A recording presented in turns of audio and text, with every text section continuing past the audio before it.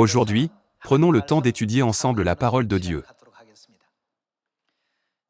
En nous conduisant au royaume des cieux, Dieu nous donne de nombreux enseignements.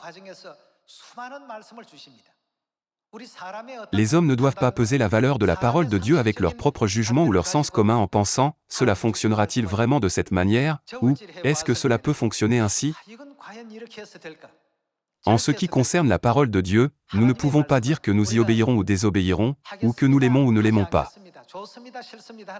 Puisque la parole de Dieu est absolue, ne devrions-nous pas la suivre avec une obéissance complète? Nous ne devons jamais penser « je pense que ceci est juste » ou « je pense que cela est meilleur ». Dieu nous a fait savoir par sa parole que lorsque nous devenons obéissants et suivons tout avec la pensée « Amen », les enfants de Dieu deviendront parfaits. Il a promis d'exalter nos noms devant les êtres spirituels dans le ciel et les gens de cette terre.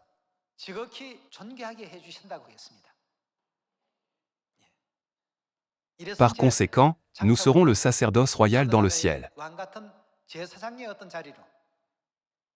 Il y aura des gens qui régneront sur 5 villes, tandis que d'autres régneront sur 10 villes. Il y en aura qui régneront sur 10 nations, ou même 50 nations.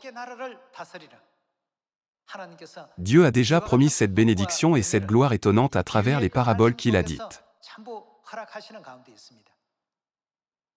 Dieu nous donne à plusieurs reprises des avertissements sur ces paroles. Dans l'Ancien Testament, il dit « N'ajoutez rien aux paroles de Dieu et n'en retranchez rien ». De plus, dans Apocalypse chapitre 22 écrit dans le Nouveau Testament, Dieu dit « N'ajoutez rien au livre de la prophétie, et n'en retranchez rien ». À partir de maintenant, nous devons prêcher l'Évangile à toutes les nations dans la Samarie et jusqu'aux extrémités de la terre, avec l'état d'esprit d'obéissance absolue, en accomplissant la volonté de Père et Mère avec force. Il y a longtemps, il y avait un capitaine. Un jour, son amiral l'a contacté. Son amiral lui a ordonné d'aller secourir un navire qui avait envoyé un signal de détresse demandant de l'aide. Ce jour-là, il y avait une tempête qui faisait rage, rendant les vagues turbulentes et féroces. Dans une situation dangereuse comme celle-ci, il n'était même pas garanti que les sauveteurs reviendraient vivants.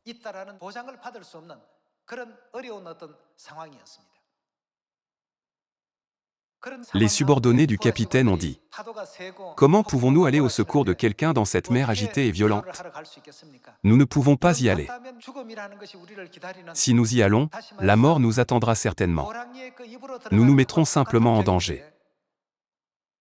Nous n'irons certainement pas. » Cependant, le capitaine a insisté « Nous devons y aller. » Il leur a souligné « Nous devons exécuter cet ordre non seulement à cause des gens qui ont besoin d'être secourus, mais parce que c'est l'ordre et le commandement de notre amiral. Donc, nous devons y obéir. » Cependant, ses subordonnés lui ont fait appel et ont dit « Si nous partons, rien ne garantit que nous reviendrons nous-mêmes. » Le capitaine a répondu à leur appel en expliquant « On m'a ordonné d'aller, mais on ne m'a pas donné l'ordre de revenir. Donc, ce que je dois faire, c'est aller sauver le navire qui a envoyé le signal de détresse. Nous avons seulement reçu l'ordre d'aller les secourir. » Il y avait une histoire comme celle-ci. Il y a un contexte similaire écrit dans la Bible. Jetons un œil à Matthieu chapitre 28. Matthieu chapitre 28, verset 18. Jésus, s'étant approché, leur parla ainsi, « Tout pouvoir m'a été donné dans le ciel et sur la terre. Allez, faites de toutes les nations des disciples, les baptisant au nom du Père, du Fils et du Saint-Esprit, et enseignez-leur à observer tout ce que je vous ai prescrit. Et voici, je suis avec vous tous les jours, jusqu'à la fin du monde. » Ici, il est écrit, « Allez, enseignez-leur à tout observer, faites de toutes les nations des disciples, les baptisant, enseignez-leur tout ce que je vous ai prescrit, conduisez-leur à observer tout ce que je vous ai enseigné, je vous aiderai à mener cette mission jusqu'à la fin du monde, et, je prendrai soin de vous, et je vous ouvrirai le chemin. »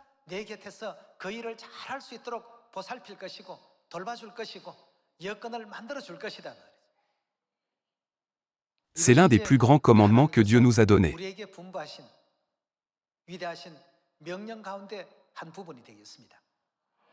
Faisons tous les efforts possibles pour mener cette sainte mission au mieux de nos capacités, avec les talents que nous avons reçus.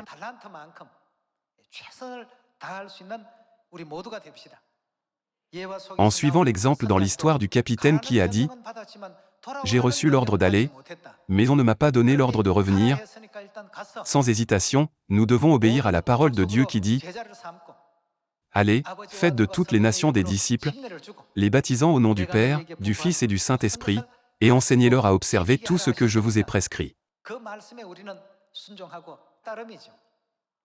Prenons la résolution de vivre une vie gracieuse de foi en suivant la volonté de Dieu et en obéissant absolument aux paroles de Dieu.